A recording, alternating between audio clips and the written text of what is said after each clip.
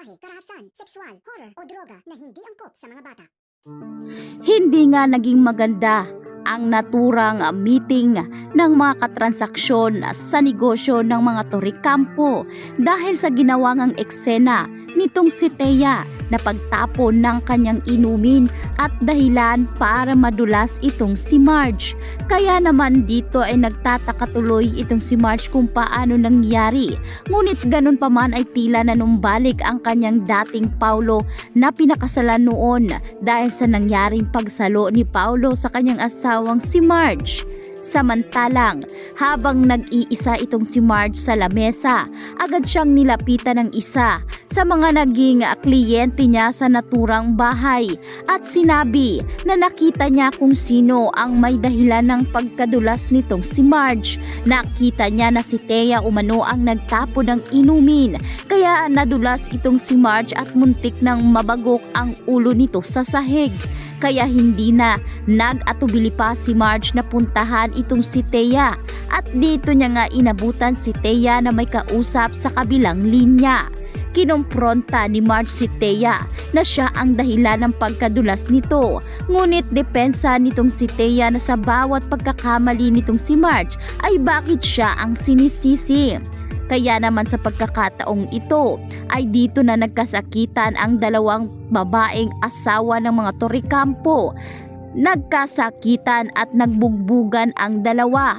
Kaya naman mabuti na lang at dumating agad ang isa sa mga kliyente nila ng pabahay at nakita nga na nagtatalo na ang dalawa. Nagsasambunutan, agad siyang bumaba at dito niya sinabihan itong si Paulo na habang kausap rin ang kanilang mga kliyente na kailangang umakyat sa taas ni Paulo dahil nagkakasakitan na nga si Marge at Thea.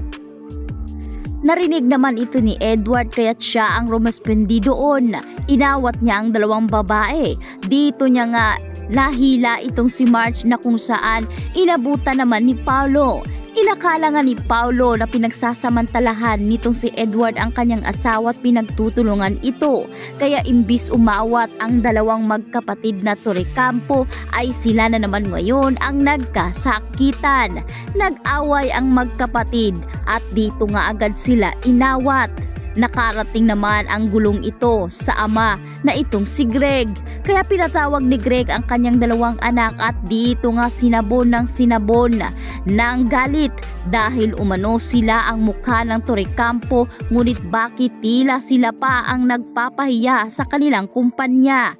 Kaya naman agad ngang sinisi ngayon nitong si Paulo si Marge dahil si Marge umano ang una dahilan kung bakit nagkagulo. Ngunit sinabi nitong si Greg na wala siyang pakialam kung sino sa dalawa ang may nanguna. Asawa sila ng mga Torrecampo kung kaya't dapat umano nilang disiplinahin ang kanilang asawa. Kaya agad nga binalaan ni Greg itong si Edward na sa susunod na gagawa pa ito ng kahit anong gulo ay sisiguraduhin niyang tatanggalin niya na ito sa kumpanya at wawakasan na nito ang koneksyon sa naturang Torrecampo Company. Habang itong si Paulo naman ay binalaan ni Greg na kapag naulit at hindi niya ayusin ang problema ay tatanggalin niya ng posisyon bilang CEO ng kanilang kumpanya ang kanyang panganay na anak. Bagay ngayon na tila pinoproblema na ni Paulo, kaya matapos nga silang sermonan ng kanilang ama ay nagsibalikan na sila sa kanilang kwarto. Patuloy naman ang paghingi ng tawad ni Marge sa kanyang asawa. Subalit ano pa nga ba raw umano ang magagawa ng sorry ni Marge? Nangyari na ang lahat. Mas mabuti umano ay bumalik na lamang itong si Marge kay Jasmine at asikasuhin ang kanilang anak dahil ang nais nitong si Paulo ay siya na ang kumilos para sa transaksyon ng kanilang kumpanya. Kaya naman walang nagawa si Marge kundi umiyak na lamang. Kinabukasan, dito na nga ngayon kinausap ng kaibigan nga ni Marge itong si Marge. dahil nga sa nangyaring iskandalo sa kumpanya. Ngunit dito ay napagtanto rin nitong si Marge na nang tawagan niya ang kanyang asawang si Paulo ay iba ang nakasagot sa naturang telepono. Babae umano at pamilyar na pamilyar kay Marge ang naturang babae. Subalit hindi niya mawari kung sino nga ba ito. Kaya naman kinausap na ni Marge ang kanyang kaibigan at hihingi siya ng payo rito. Kaya napasabi tuloy ang kaibigan ni Marge na hindi kaya. Bumalik na naman si Paulo sa kanyang dating gawi, ang pagiging babaero. Kaya dahil nga sa sinabi ng kaibigan ni Marge ay naisipan tuloy ni Marge na mag-imbestiga at alamin kung nambababae na naman ba muli ang kanyang asawa.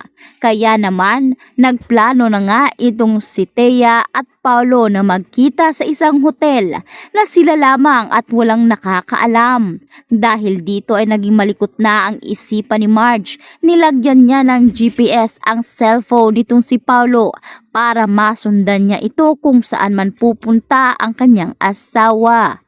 Kaya sa pagkakataong ito ay desperada si Marge na malaman kung sino ang kinakaladkad ng babaeng ito sa pamamahay niya.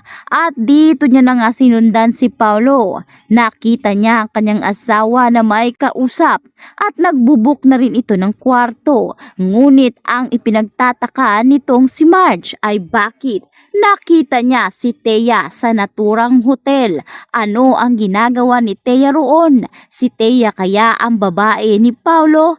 Kaya naman dahil dito ay sinundan niya si Thea ng sinundan.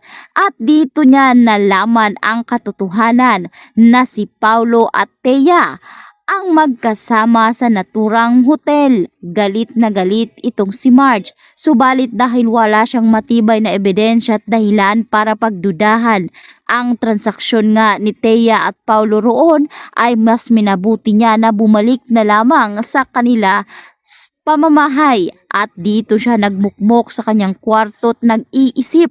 Napapraning na si Marge dahil sa mga bawat kilos ni Paulo ay tila pinaparamdam nito na wala na nga ang halaga si Marge sa kanya buhay.